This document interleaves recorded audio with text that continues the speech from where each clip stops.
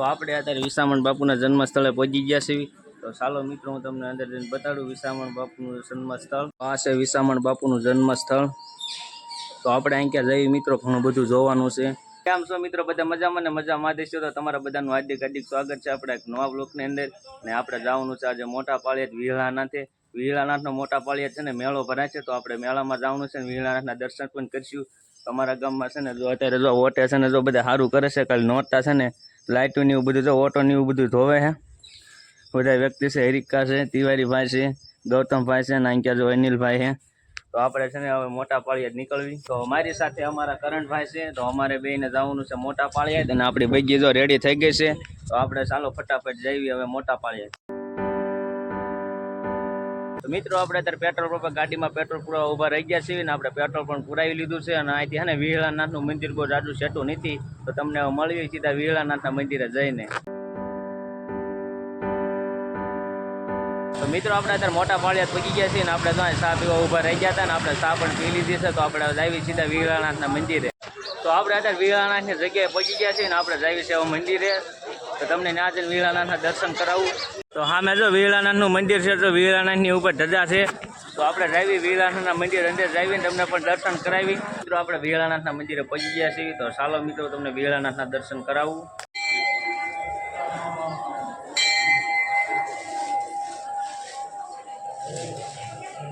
તો મિત્રો આ છે વિહળાનાથનું મંદિર, તમે પણ દર્શન કરી લો। તો મિત્રો આ જો તમને બધા દેવસ્થાન દેખાય છે ને, એ ત્યાં જઈને મિત્રો છે ને તમને બધા દેવસ્થાનના દર્શન કરાવું।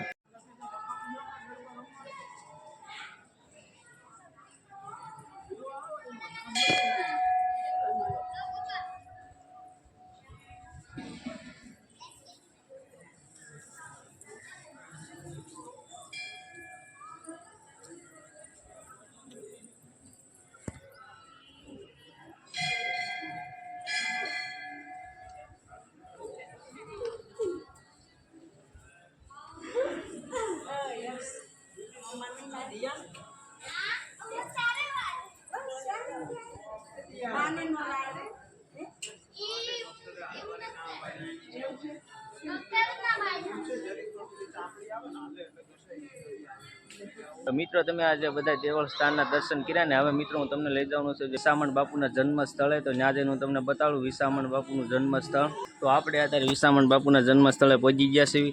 તો ચાલો મિત્રો હું તમને અંદર જઈને બતાડું વિસામણ બાપુનું જન્મ સ્થળ। આ છે વિસામણ બાપુનું જન્મ સ્થળ। તો આપણે અહીં ક્યાં જઈએ મિત્રો, ઘણું બધું જોવાનું છે। તો અહીંયા ઘોડિયું ને એવું છે મિત્રો, અને સામે છે ને રસોડું છે મિત્રો, હું તમને દેખાડું। જો અહીં રસોડું છે, ઉપર જો ગીત સંગીત વાગે છે।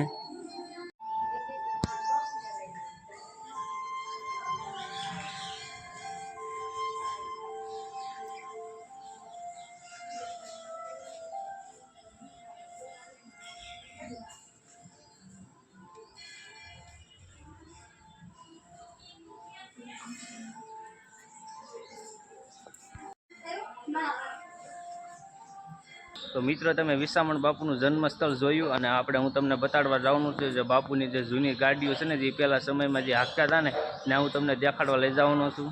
તો હવે હું તમને બતાડું બાપુની જૂની ગાડીઓ। તો જો આ છે બાપુની જૂની ગાડીઓ। જો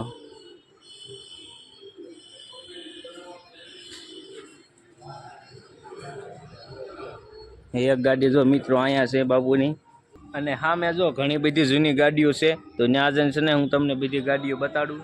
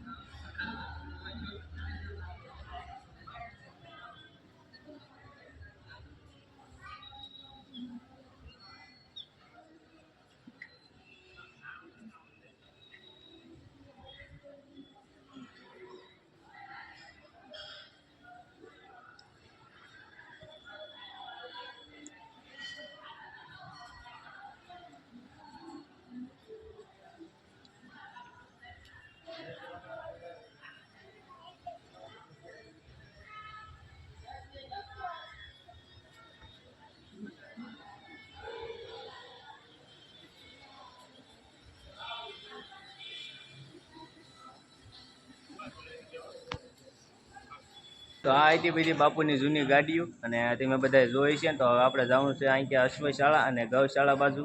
મિત્રો અહીંથી આપણે જવાનું છે અશ્વશાળામાં અને ગૌશાળામાં. તો ત્યાં જઈને તમને હું મિત્રો બતાડું અશ્વશાળા અને ગૌશાળા. મિત્રો જે વેળાનાથની જે જગ્યા છે ને એની ઉપર મિત્રો અશ્વશાળા અને ગૌશાળા બે આવેલું છે. તો હું તમને બતાડું અશ્વશાળા અને ગૌશાળા બે બતાડું. તો આ છે ગૌશાળા. તો મિત્રો તમે ગૌશાળા જોઈ લીધું, હવે તમને બતાડવાનું છે અશ્વશાળા. તો આ છે અશ્વશાળા અને જો બે ઘોડા જો અહીં બહાર બાંધ્યા છે અને બે ઘોડા જો સામે ઓલા અંદર છે અને બે ઘોડા છે ને મિત્રો અહીંયા છે અને અહીંયા જો બહાર બકરા છે બે. તો મિત્રો આ હતી અશ્વશાળા અને ગૌશાળા. અને મિત્રો અહીંથી આપણે જવાનું છે થોડોક નાસ્તો કરવા. તો મિત્રો ચાલો આપણે અહીંથી જઈએ. તો આપણે છે ને આપણી ગાડી જો પાર્ક કરી હતી ને આપણે પહોંચી ગયા છીએ. તો આપણે જવાનું છે અહીંથી નાસ્તો કરવા. તો આપણે અત્યારે વીઆઈ જો અહીંયા નાસ્તો કરવા. આપણે નાસ્તો કરી લઈએ પછી તમને મળવી. તો આપણે નાસ્તો કરી લીધો છે અને જો ઘણ ખરું અંધારું પણ થઈ ગયું છે. તો આપણે છે ને નીકળ્યો ઘર બાજુ.